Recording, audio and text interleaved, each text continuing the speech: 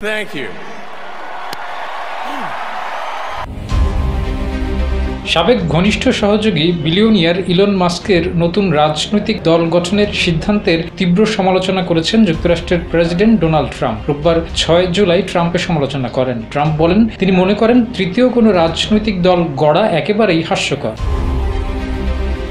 Trump বলেছেন, যুক্তরাষ্ট্রের রাজনৈতিক ইতিহাসে দ্বিদলীয় ব্যবস্থা চলে আসছে। নতুন দল গঠন করলে তা শুধু বিভ্রান্তি বাড়াবে এবং কোনো কার্যকর ফল বয়ে আনবে না। কয়েক সপ্তাহ ধরে ইলন মাস্ক আমেরিকা পার্টি নামে নতুন একটি রাজনৈতিক দল গঠনের ইঙ্গিত দিয়ে আসছিলেন। অবশেষে ৫ জুলাই শনিবার নিজের সামাজিক যোগাযোগ মাধ্যম এক্সে দেওয়া একটি পোস্টে মাস্ক জানান, রিপাবলিকান এবং ডেমোক্রেটিক পার্টির বিকল্প হিসেবে তার নতুন দল আত্মপ্রকাশ করেছে। মাস্ক মনে করেন, যেখানে দুটি থেকে একটিকে বেছে নেওয়ার বাইরে কোনো বিকল্প নেই, সেখানে আমেরিকা পার্টি মার্কিনীদের জন্য নতুন করে ভাবার সুযোগ দেবে। RICL TMX, যুগের পর যুগ স্থাপনা থাকে মজবুত।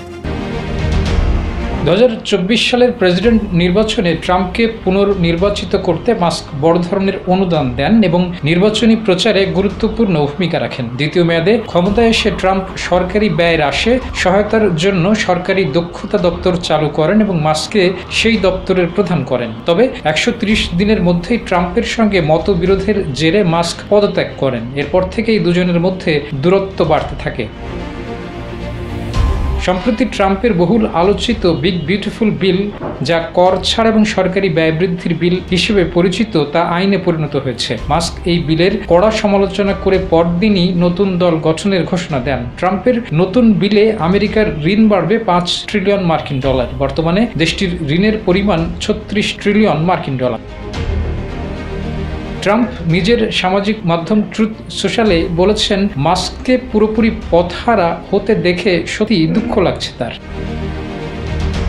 ডেস্ক রিপোর্ট, জয় জয় দিন।